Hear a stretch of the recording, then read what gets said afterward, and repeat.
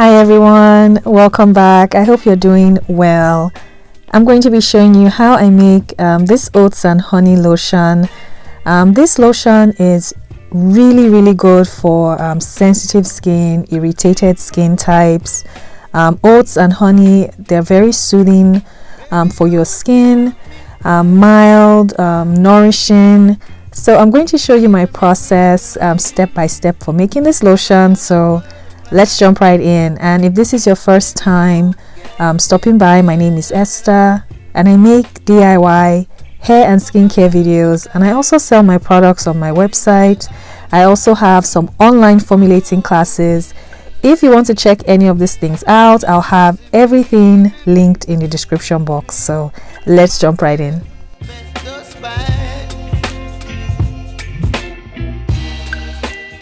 So I'm getting started weighing out all my ingredients. Please check the description box. I'm going to have the complete formula listed there. And if you haven't yet subscribed, please don't forget to hit the subscribe button and also turn on your notifications so that way you don't miss any new videos I upload. I also have a bunch of other helpful DIY videos. I'm getting started with my oil phase. So I'm going to be using fractionated coconut oil. This is a lightweight oil. It absorbs quickly into your skin. And to this, I'm going to add some sweet almond oil. Sweet almond oil is also another lightweight oil that feels amazing on your skin. And I'm going to add my emulsifying wax. The emulsifying wax is what's going to combine your oil and liquid, like your water, together so you don't have separation. So I'm using Olivem 1000 as my emulsifying wax. Next is my co-emulsifier. So this is going to help make a more stable product, a more stable lotion. I'm using cetyl alcohol for this. If you don't have this, you can also use stearic acid.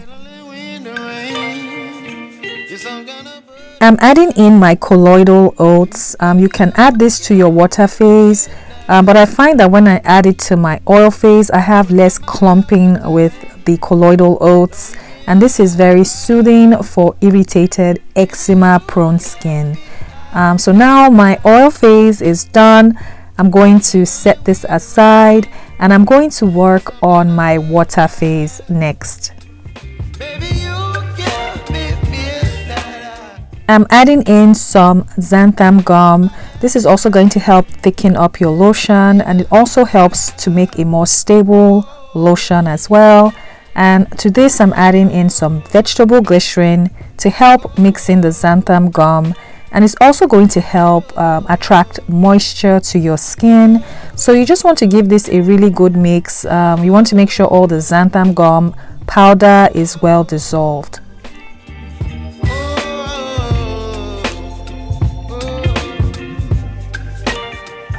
I'm adding in my distilled water to my xanthan gum mixture, and I'm also going to give this a good mix just to make sure that the xanthan gum is well blended into the glycerin and water mix.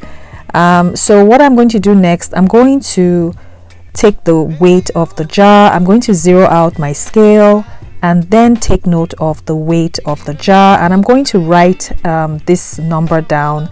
This is very important because when you heat up your jar during the heating process, some water is going to evaporate, so you are going to you have to replace that water loss when making this lotion.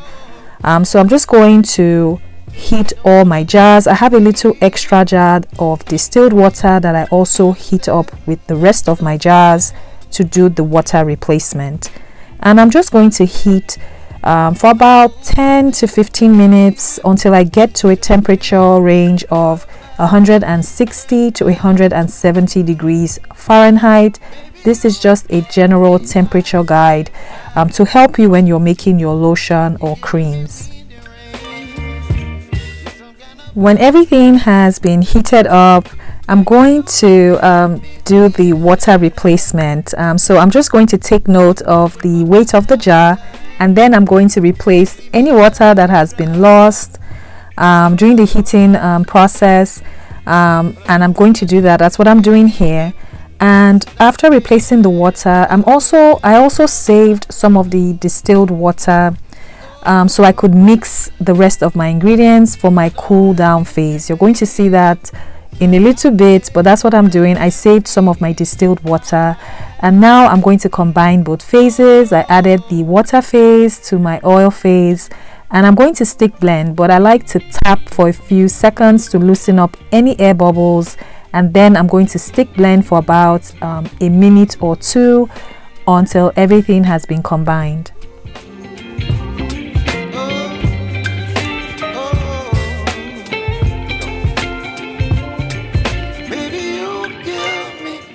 After stick blending for about 2 minutes, this is what the mixture is looking like. It's still very runny, but that is perfectly okay. You don't want to stick blend too much, especially with Olivem 1000, because it can mess up your emulsion, it can mess up your lotion. So the temperature is 124 degrees Fahrenheit, so it's still too hot to add the cool down ingredients, your heat sensitive ingredients. So I'm going to set this aside and work on my cool down phase, starting out with my honey powder.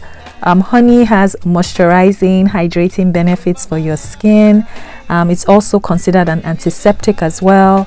So just mix this in. I added this to the distilled water mixture I saved earlier. So remember that mixture has some of the xanthan gum, so that's why it's thickening up a little bit more. And then I'm adding in some vegetable glycerin. So I split my vegetable glycerin into 2 parts. One part I used during the water phase, and the second part I'm using for my cool down phase to mix the rest of my ingredients. I'm also using some sodium lactate. That's also a humectant that's going to attract moisture to your skin. And I'm adding in a preservative. I'm using Euxil PE 9010. Baby, you give me ice and fire. You're giving me wind and rain. You're some kind of butterfly. Baby, you give me midnight. You whip up my appetite. Don't leave me here high and dry.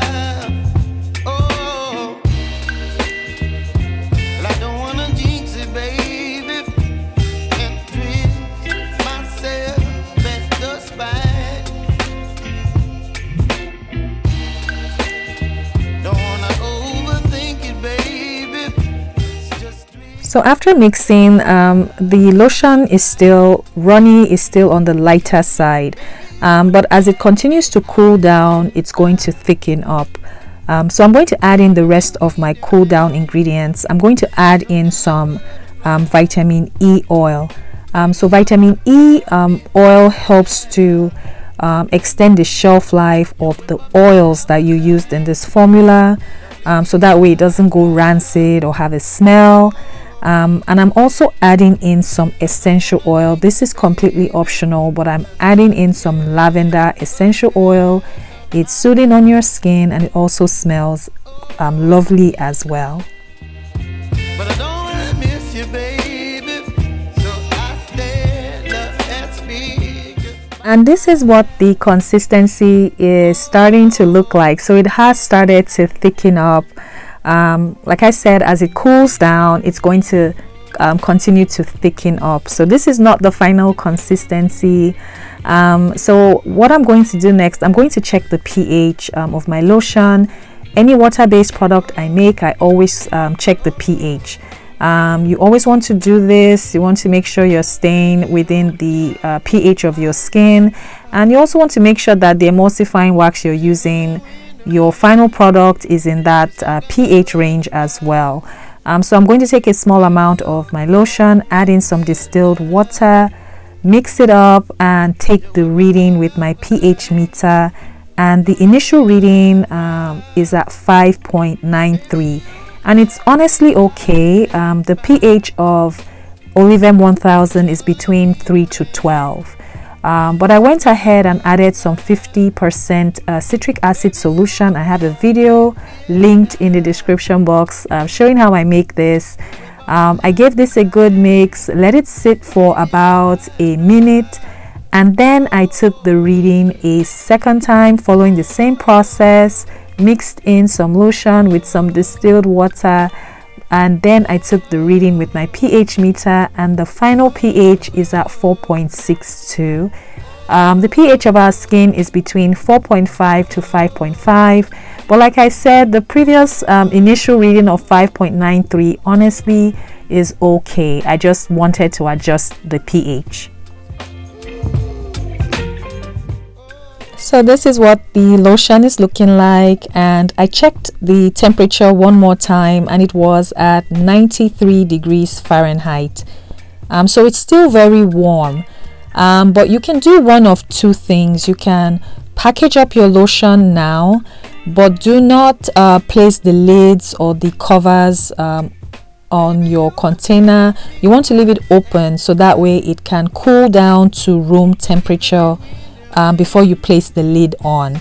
That way you can avoid condensation. So mine now is at room temperature. It has thickened up much more, and of course it's harder to package up when it's on the thicker side. You can use a piping bag to make the process easier, but it helps to avoid condensation when you package up your lotion when it's at room temperature. So that's what I'm doing, and I'm going to show you what it applies like on the skin. With Olivem 1000, sometimes you can have the white residue on your skin, like a soaping effect. There are several ways to fix this. I have a detailed blog post on my Patreon. If you want to read that, I go over ways you can improve the soaping effect. But it applies really well on the skin. It feels amazing on your skin. If you're someone that has sensitive, even eczema-prone skin, this is going to feel really amazing on your skin. It's very soothing on your skin, and it just leaves your skin feeling hydrated, moisturized, without feeling weighed down or heavy. So I hope you enjoyed this video. Please don't forget to like this video, and also if you haven't yet subscribed, please don't forget to subscribe, turn on your notifications so you don't miss any new videos I upload. And if you have any questions about this formula, leave it in the comments below and I'll do my best to answer all your questions. Thanks so much for your support. Thanks so much for watching, and I'll see you in the next video. Bye.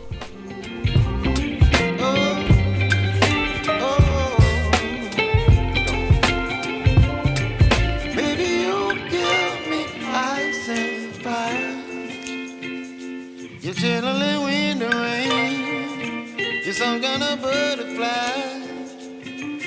Baby, you give me midnight.